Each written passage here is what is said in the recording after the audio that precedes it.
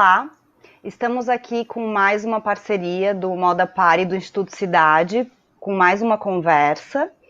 E eu gostaria inicialmente, antes de apresentar nossa convidada, convidar a todos e a todas para curtirem as nossas redes sociais. Então, primeiro convido a todo mundo se inscrever no canal do Instituto Cidade no YouTube. Vamos colocar o endereço.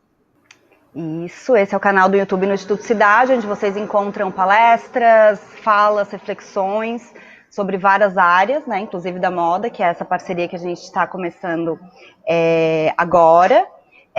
Convido vocês também para curtirem a página do Instituto Cidade no Facebook e seguirem também a gente no Instagram, no Instituto Cidade. Além disso, convido vocês a participarem do grupo do Moda Par no Facebook, e seguirem também o Instagram do Moda Par, e divulgo também o Instagram do Moda Par, isso, @modapar, e também o meu Instagram, Maíra Zimmermann. Então, obrigada. Hoje eu estou aqui com a Maria Cláudia Bonadil. Maria Cláudia Bonadil é uma referência da história da moda no Brasil, uma das grandes historiadoras da moda brasileiras. E a Maria Cláudia, ela é professora e pesquisadora nas áreas de moda, consumo e cultura visual. A Maria Cláudia foi minha orientadora no mestrado, foi assim que a gente se conheceu, acompanhou toda a minha trajetória acadêmica, então é um grande prazer estar aqui hoje recebendo a Maria Cláudia. E ela é professora da Universidade Federal de Juiz de Fora, e lá, junto com os alunos da graduação, os orientandos, as orientandas da Maria Cláudia, eles criaram um Instagram muito bacana, que é o @historiadamoda.ufjf, a gente vai divulgar também isso, e é uma plataforma muito interessante, porque ela é colaborativa, então tem textos de pesquisadores já conhecidos, que publicam livros, mas tem também textos de alunos de graduação, de mestrado, doutorandos, então é super interessante, é um projeto muito bacana que leva a sério a pesquisa na área de moda.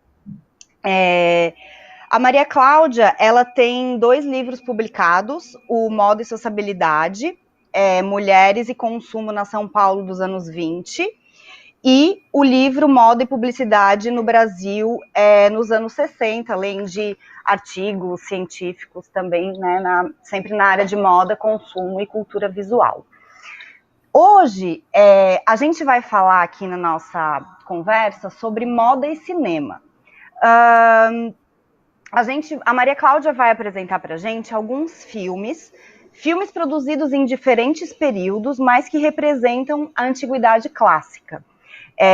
Focando principalmente em Roma e Egito. Os filmes são Spartacus, do Stanley Kubrick, de 1960, Gladiador, do Ridley Scott, dos anos 2000, Satyricon, de Fellini, de 1969, e Cleópatra, do Mankiewicz, de 1963. Então, a Maria Cláudia vai falar um pouquinho para a gente sobre essa representação da indumentária do período por meio do figurino e a relação com a moda aí nesses filmes e nesses períodos. Queria só, para começar a entrar no clima da nossa conversa, falar de um trechinho do livro do Roland Barthes, Mitologias, e ele tem um capítulo que ele fala sobre os romanos no cinema. E ele diz que no filme sobre o Júlio César, também do Mankiewicz, o que importa para os romanos é ter uma franja. Então ele fala que tem vários tipos de franjas colocadas aí, então sempre um romano tem uma franja. E ele pergunta, o que se associa a essas franjas obstinadas? Muito simplesmente a ostentação da romanidade, né? Então, como que por meio de um cabelo aí se cria essa simbologia de ser um romano, né? Então, obrigada, Maria Cláudia, por estar aqui conversando com a gente, e eu passo a palavra para você, então. Tá joia. Bom, Maíra, eu que agradeço, né, a oportunidade de estar aqui conversando com você, né? Eu acho que é sempre bom a gente discutir, né, algumas questões relativas à história da moda e, sobretudo, as representações, né, dessa história, porque o cinema, né, muitas vezes é tomado como uma verdade, né? Então, assim, era assim, os romanos viviam assim, né? Era assim que eles se vestiam. E o que eu pretendo, né, mostrar aqui, né, nesse falar um pouco hoje, é como em diferentes filmes, né, você vai ter não uma única imagem, né, desse romano a partir da sua roupa e a partir da sua aparência como um todo, né, mas uma multiplicidade, né, e como essa representação, ela vai estar diretamente conectada com o período de produção do filme, né, então, quer dizer, quando você representa o passado no cinema, você também está trazendo muito do momento em que você está vivendo, né? Então, assim, por exemplo, Uhum. né, o filme Spartacus, né, que é do Stanley Kubrick, né, ele é um filme que segue uma linha clássica já de outros filmes, né, sobre a Roma Antiga, porque na década de 50 e início dos anos 60, nós vamos ter esses grandes épicos, né?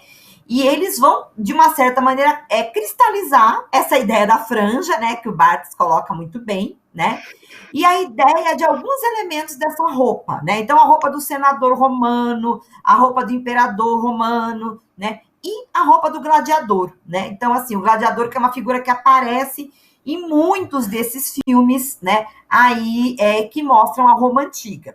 Então, por exemplo, né, em Espartacus, esse gladiador, né, que é aí representado pelo Kirk Douglas, né, ele é uma figura que, mesmo ele sendo um escravo, né, porque ele é um escravizado, ele está sempre muito limpo, com a barba feita, né, assim, com o cabelo arrumado com um gelzinho para trás, né, que era o que se esperava, né, de um homem correto, digno, dos anos 60. E esse personagem representa, ele é um líder também ali, né, enfim, dentre os escravos rebeldes, né, mas ele tá ali para representar um herói, né? Então esse herói, ele vai se enquadrar, né?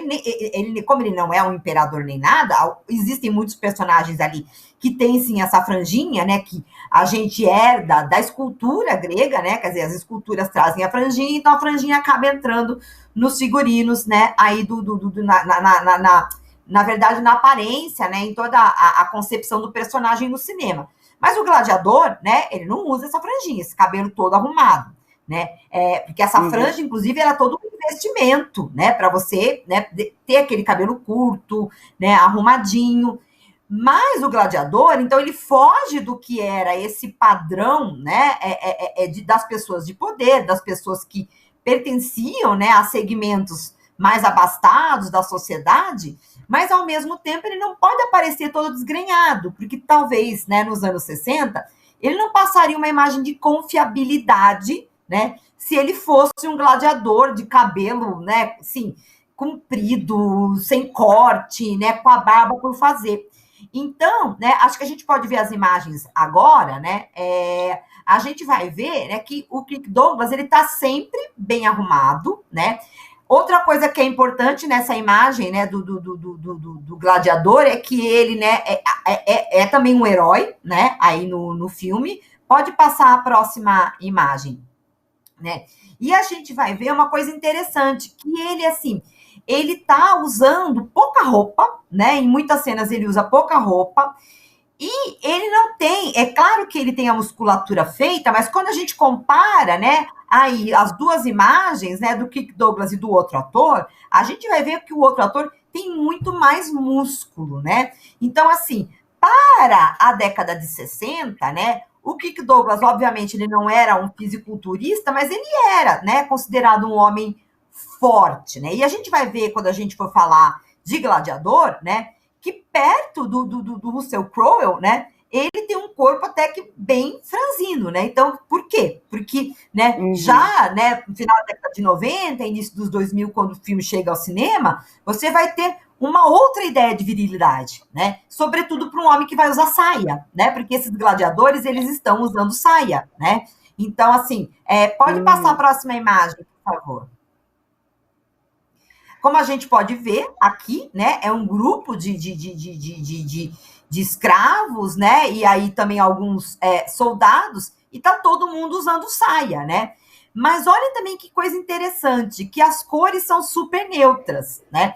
Isso, claro, para representar, né, a escravidão, para representar pessoas que não têm grande poder aí dentro desse grupo, né? Mas ao mesmo tempo, né, faz a gente lembrar a neutralidade da roupa masculina do início da década de 60, né? Porque o homem no início da década de 60, o homem de negócio que trabalhava no escritório, né? Ele não deveria usar roupa de cores vibrantes, né? Ele usava sempre cores neutras. Então, o filme segue um pouco essa ideia, né, de uma masculinidade, né, que era presente naquele momento, e ele não desafia essas convenções, né? Por outro lado, né, eu não sei se dá para observar direito na imagem, mas eles estão usando sandálias, né? E o Kirk Douglas, ele vai lutar sempre de sandália, que é uma coisa que a gente já vai ver depois no Gladiador, que as sandálias são substituídas pelas botas, né? E eu acredito que isso aconteça, né? Muito porque na década de 80, né, a tal sandália gladiadora, porque essa sandália gladiadora, que era a sandália do gladiador, né, lá na Roma Antiga, ela vira, né, a sandália gladiadora. Então, ela vira um objeto feminino, uma peça de roupa que é entendida como alguma coisa para mulher. Então, como ela vira moda na década de 80, né, de repente você trazer um gladiador usando a sandália gladiadora, né, talvez pudesse ser alguma coisa estranha para o público naquele momento.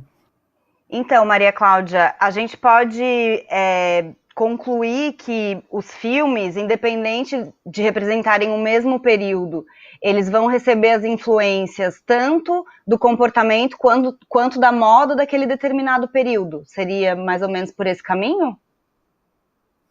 Eu acredito que sim, essa é a minha teoria, né? É claro que existem filmes que vão buscar uma fidelidade histórica nos seus figurinos, na sua direção de arte, mas isso vai muito da proposta do filme, né?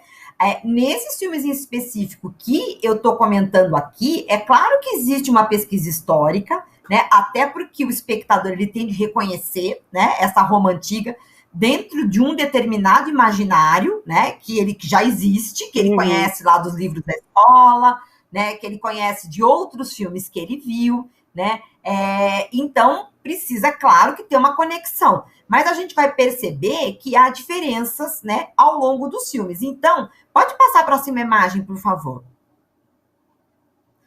O Spartacus, né, que é o personagem principal aí do filme do mesmo nome, ele só aparece assim descabelado, né, e com barba por fazer em uma única cena, né? Quer dizer, assim, mas com o sangue aparecendo, né, com areia no corpo, suado, mesmo nas outras cenas de luta, ele quase não se suja. É uma coisa interessante, ele está sempre muito, né, limpo. Então, é uma coisa para a gente, né, se questionar, assim, essa imagem desse gladiador, né, que era um escravo, né, obviamente não tinha acesso, né, a uma série de coisas, né, ao mesmo tempo que se apresenta sempre muito, né, asseado, muito limpo, com esse cabelo com gel que eu falei, né, que era o cabelo ideal, né, desse homem dos anos 60, né. Agora, quando a gente passa para o gladiador, pode passar a próxima imagem, por favor, né, a gente já vai ter, né, uma imagem que, ainda que tenha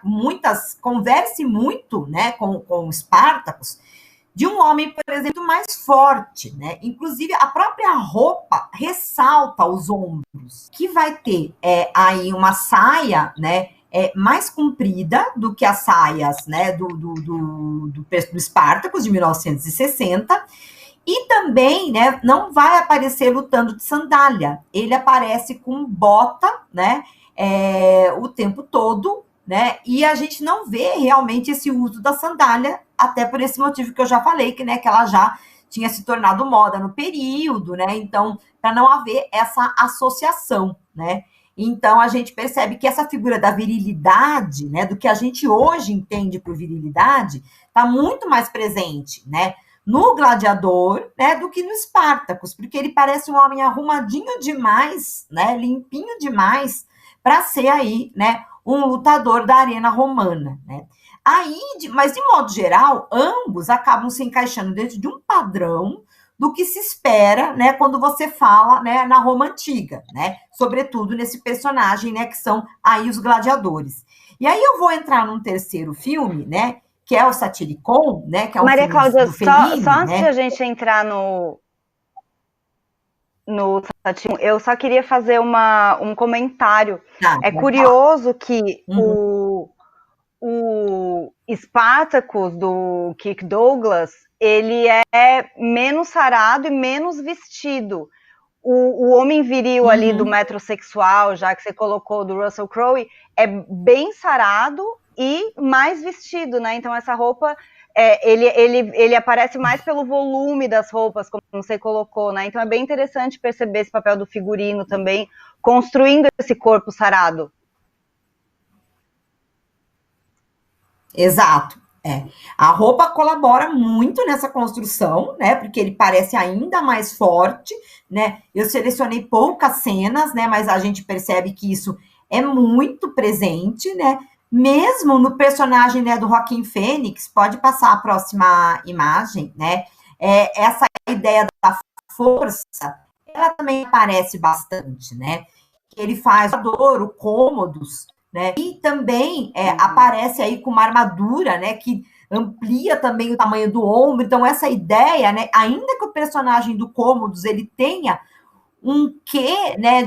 Ele é um vilão com um quê de fragilidade, né? A roupa parece construir essa ideia, né? Dessa vilania também, através, né? Dessa força que chega a ser até artificial, né? Porque é tanto volume que realmente acaba ficando estranho, né? Acaba causando um estranhamento, mas com toda certeza é uma intenção, né? Aí do figurino, né? Aí eu queria, então, começar agora a falar. Acho que são só essas três imagens, né? Do Gladiador. Foram três, não foi do Gladiador que eu passei? Tá. Então, agora, né, a gente sai dessa Roma mais tradicional nos filmes. E uma coisa que eu acabei não falando, desculpa, é que também o Gladiador, né, ele acaba tendo, né, cenas de luta, né? E os planos do Gladiador, também a forma como ele é filmado, já lembram muito a estética do videogame, né? Que é alguma coisa que é muito presente, né? Aí nessa virada dos 90 para os 2000, né? E esse videogame, né, já mais realista, que não é aquele videogame dos anos 80 que tinha os tracinhos, né? Não é isso. Então, assim, ele lembra muito mesmo essa ideia, né, do jogador de game na tela da televisão, né? Então eu acho que também essa outra coisa que é interessante, que ele tem essa dinâmica, ele é mais rápido, né? As lutas são diferentes e ele se suja mais também, né? Então assim, ele tá sempre de barba, ainda que o cabelo esteja arrumado, né? A barba tá sempre presente e ele também tá sempre mais suado, né? Tem mais sangue, tem mais areia, né? Dentro enfim, dessa concepção aí, né, do que é um gladiador nos anos 2000. Né? Aí, a gente né, percebe que ele é um bad boy. Filmes, apesar de eles terem diferença, exatamente, né? Uma ideia assim de uma pessoa que ainda que tenha intenções nobres, né? Entra dentro dessa ideia, né, de um homem, enfim, com essa imagem, talvez, de um bad boy diferente do Spartacus, né, diferente do Spartacus, que não passa aí essa imagem, ainda que o gladiador esteja lutando pela família, né, enfim, pela honra, etc e tal, né, ele já passa essa outra imagem, né.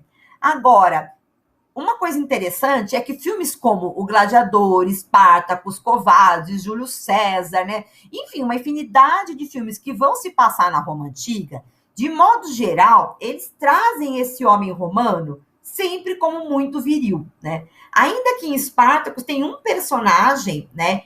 Que em alguns momentos ele, que é o personagem do Tony Curtis, você fica na dúvida, porque ele e o Spartacus têm uma amizade muito fraterna, muito próxima, ali, muito afetiva, que já cheguei até a ler alguma coisa que insinuaria um relacionamento homossexual, mas muito nas entrelinhas, né? Porque também existe a mocinha. Aliás, outra coisa, as mulheres mal aparecem, né? Elas são coadjuvantes em todos esses filmes, né? Nesses dois que eu falei. E aí eu quero falar de um contraponto, né, a tudo isso, que é o Satyricon, né, do Fellini. Então pode passar a imagem, por favor. Então aqui, né, o cartaz, por exemplo, Roma before Christ after Fellini. Então, né, antes de Cristo e depois de Fellini. Quer dizer, o próprio cartaz já diz a que o filme vem, né? Quer dizer que você tem uma Roma diferente depois de Fellini. Pode passar a próxima imagem, né? A gente já vai ter aqui, né, nesse filme, por exemplo, essa imagem de uma armadura, né, e de um lutador usando uma roupa muito curta. E aí a gente tem que lembrar que esse filme é do Fellini, né, que vai realmente trazer uma outra maneira de olhar para essa Roma antiga. 2, esse filme é de 1969, que é o auge da contracultura, da psicodelia, do desbunde, né? Então a gente vai ter, e ele é inspirado numa peça de teatro, né? Da qual sobraram alguns trechos, né? E que realmente foi escrita na Roma antiga. Então essa peça, ela já aborda questões como, né, o amor entre os homens, né? O desejo sexual, tudo isso já estava lá, né? Isso tudo foi apagado dessa, né, dessa cinematografia mais recente. É como se isso não existisse. Quando a gente estuda a Roma Antiga, a gente sabe que existe, mas para esses grandes heróis gladiadores, isso praticamente é anulado, né? E aí a gente vai ver que existe todo um investimento, né, de imagem, né, de personagens aí da Roma Antiga que vão passar muito longe dessa virilidade. Pode passar a próxima imagem, né? Então, aqui, por exemplo, é um personagem que a gente, né, olha e lembra rapidamente do Bacco de Caravaggio, né? E a gente sabe que o Caravaggio tinha, né, essa questão dentro da pintura dele de também trazer, né, esses traços mais andrógenos, né, para usar uma palavra mais contemporânea, que talvez até nem se aplicasse, né? Pode passar a próxima imagem, né? Então, assim, a gente vê aqui uma sobrancelha, né, bem desenhada, que aparece na primeira imagem também, um rosto rosado, que nesse período, 1595, era o rosto ideal, né, aí das mulheres do período, né. Então, a gente vê que esses anos 60, esses anos 60 não, né, essa Roma antiga do Fellini, ela vai trazer o Renascimento, né, pode passar.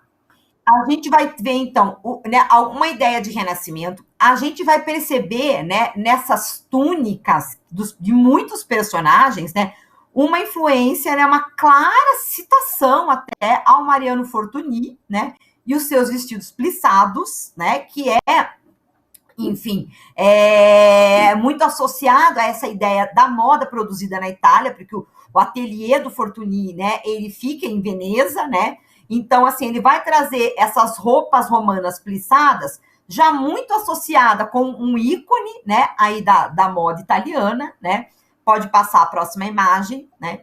E vai trazer também, né, um exagero na maquiagem, no penteado, né? Explorando muito, né, essa questão de também, né, não só, né, dessa imagem menos viril, né, desses homens que no filme, né, você não tem essa figura do gladiador imbatível, né, você não tem essa figura do homem forte dentro dessa virilidade que a gente estava falando dos outros filmes, e a gente tem muitas cores nas roupas. A gente não tem só o bege, né, do Spartacus, ou esse cinza, né, meio preto, meio marrom também, que a gente tem, né, no gladiador. A gente vai ter uma paleta de cores muito interessante, que talvez tenha algum diálogo, né, com essa ideia, né, da psicodelia, né, das cores psicodélicas que vão aparecer com mais força na moda desse período, né?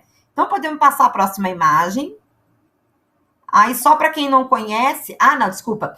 Mais uma imagem que a gente pode ver, né, essa túnica comprida alaranjada, né, ela é claramente inspirada também nas túnicas do Fortuny, né, e outra imagem, né, tá usando Delfos, né, usando uma túnica muito curta, né? Que a gente não costuma ver, né? Quer dizer, se o Spartacus era curta, aqui então é muito curta, né?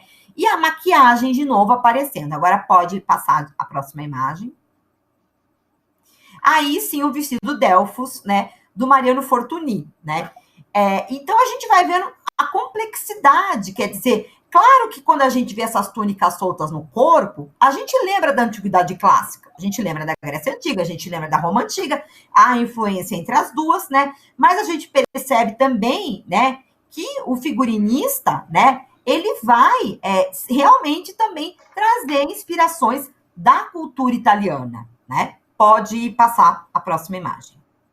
Aí, outra coisa interessante, né, aí no figurino de Satyricon, é que a gente vai ter o metal também aparecendo nas roupas, né?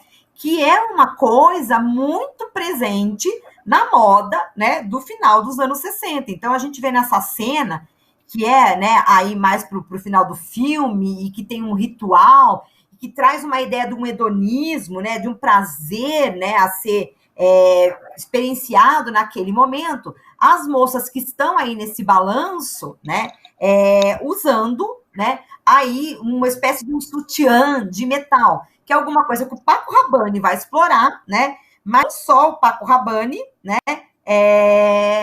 também, enfim, a gente vai ter o filme, né, que é Etevu Polimagu, trazendo essas roupas de metal uns 2 anos antes disso, então, quer dizer, o filme está muito conectado com aquilo que está acontecendo, né, naquele momento. Aí, outra coisa interessante que a gente tem é a participação, né, aí da Donaio Luna, né, que é uma modelo, né, bem importante aí do final da década de 60, né. Ela namorou o Brian Jones, Brian Jones, Maíra? Brian Jones. Do Rolling Stones. Ela namorou o Brian Jones, do Rolling Stones. Ela estava nesse filme do William Klein, né, que é o que Etevu Polimagu, né, que é de 67, se eu não me engano, né. Ela tinha sido capa das principais de moda do período, né.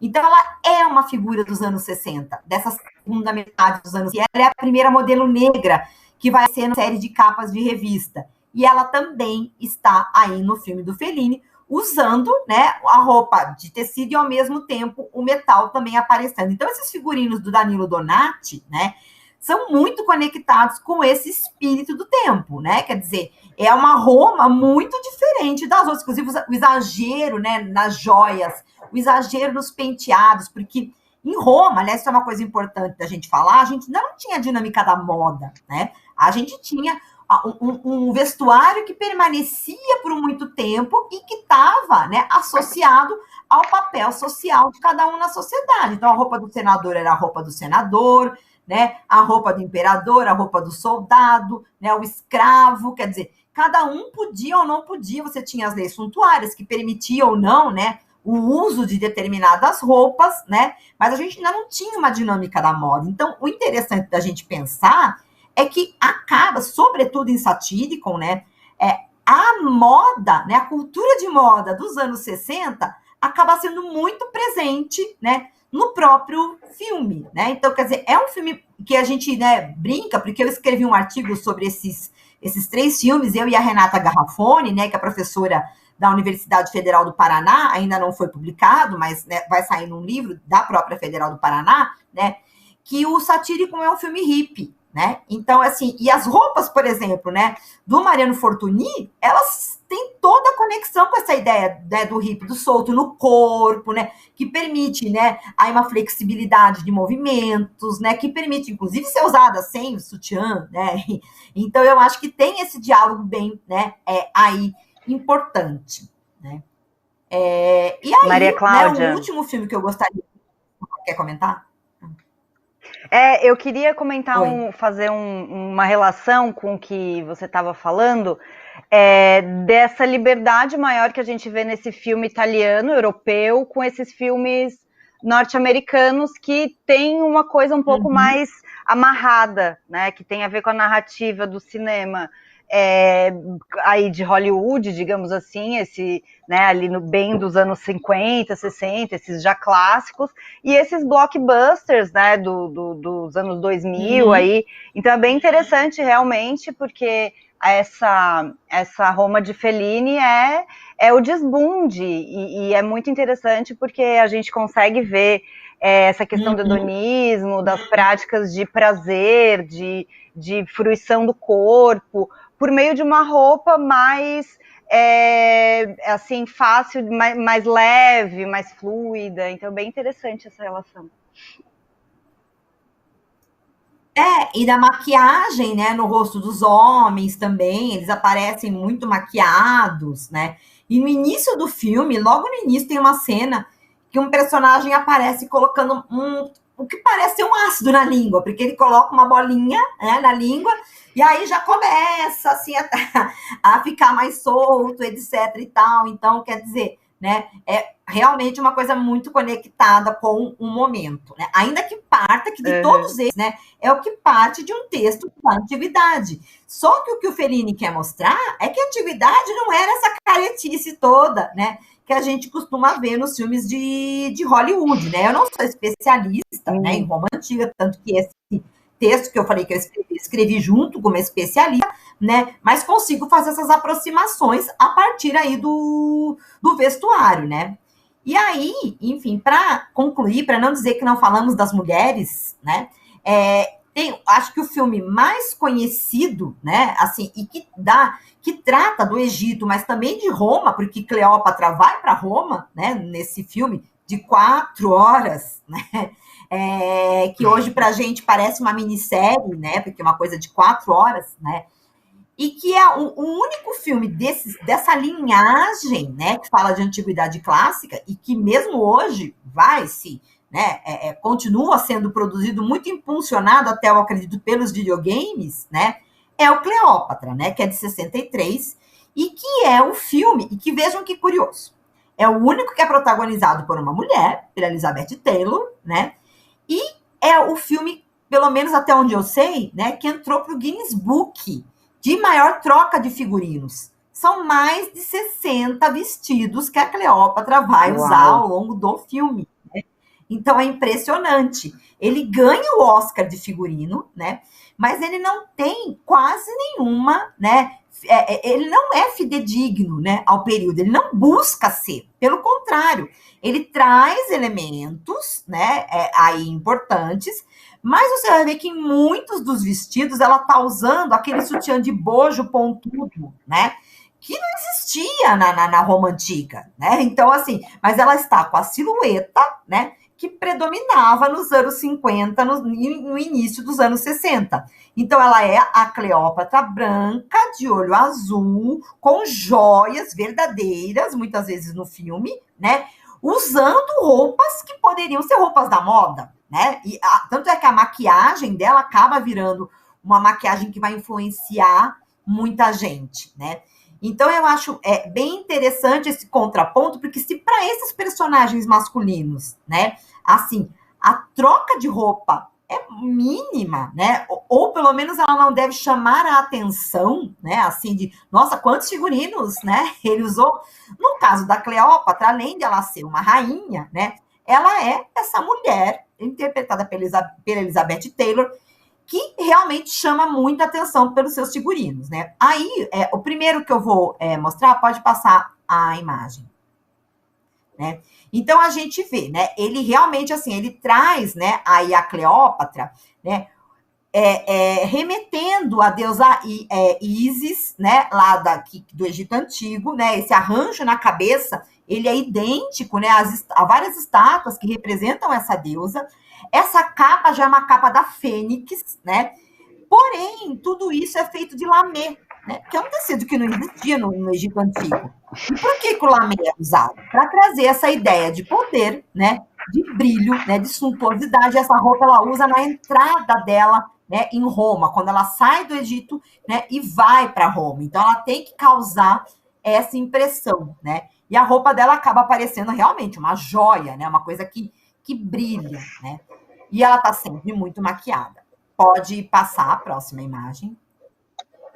Aí aqui, né, tanto o penteado dela, né, como a maquiagem, como o vestido, se ela estivesse, né, num coquetel, né, assim, em algum lugar, né, assim, elegante, né, ali de Hollywood, de Los Angeles, nesse período, tanto fazia, né, porque a gente olha para isso e vê o quê? Uma mulher bonita e elegante do início dos anos 60, né, não há nada, né? Pelo menos na forma, nessa tomada do figurino, se você tirar ela do cenário, né? Ela está perfeitamente dentro, né? Da moda do período. Então, eu acho interessante a gente perceber isso, né? Quer dizer, como também essa Cleópatra, se o Kirk Douglas tinha que usar, né, o cabelo com gel, a Cleópatra, ainda que ela use as perucas, né, que remetem ao Egito Antigo, ela também vai usar, né, penteados, arranjos de cabelo, vestidos que são perfeitamente coisas da moda dos anos 60. Pode passar a próxima imagem. Essa imagem, por exemplo, né, ainda que ela esteja com o vestido drapeado, né, que é alguma coisa que realmente se usava no Egito Antigo, esse arranjo de cabelo, quando a gente olha rapidamente, ele parece o quê? Aquelas toucas, né, de natação, de nado sincronizado desse período, né? E esse tipo de arranjo de cabelo, alguma coisa que assim, eu nunca vi nos livros de história da indumentária que abordam esse período, ainda que eu não seja, né, se eu não sou especialista em Roma Antiga, em Egito Antigo, menos ainda, né? Mas, tendo estudado durante muito tempo, né, a história da indumentária, eu posso dizer que realmente esse é um arranjo totalmente, assim, fora, né, dos padrões para o que era, né, aí a maneira como se usava o cabelo, né, nesse período. A Maria Cláudia trouxe relações muito interessantes aqui para a gente hoje, entre moda, figurino, representações de distintos períodos. Enquanto a gente tem essa questão de Hollywood representando a antiguidade clássica com suntuosidade, glamour, né, ali na Cleópatra, por exemplo, ou diferentes virilidades, como no Spartacus e no Gladiador, a gente tem essa grande festa do cinema europeu aí, italiano de Fellini, no final dos anos 60, trazendo quase que uma comunidade hippie aí, nesse momento do final dos anos 60. E aí fica a dica para esse momento de quarentena, de 4 filmes muito interessantes, extremamente importantes dentro da história da indumentária, para a gente entender, e a relação do figurino com a moda também. Spartacus, Gladiador, Satyricon e Cleópatra. A gente deixa depois a listinha dos filmes no nosso canal do YouTube, no Instituto Cidade. E eu gostaria muito, muito de agradecer essas contribuições que a Maria Cláudia trouxe para a gente. Foi um prazer a nossa conversa. E gostaria de passar a palavra, então, para a Maria Cláudia, para ela fazer a finalização. Tá, joia. Eu que agradeço, né? Quero deixar claro, assim, que a minha intenção, de modo algum, né, é me colocar aqui como uma especialista no período, mas uma especialista em moda e cultura visual, né? E que consegue perceber essas diferentes representações, né? Do que acabou sendo muito cristalizado, né? Aí, durante muito tempo pelo cinema. Mas a gente percebe, né, que mesmo em filmes mais mainstream, existem diferenças, né, dessas representações, e essas diferenças têm diferentes intenções. Então, foi um prazer participar aqui no canal, né, espero poder voltar a bater papo com você. Agradeço muito a participação da Maria Cláudia Bonadil e até a nossa próxima conversa.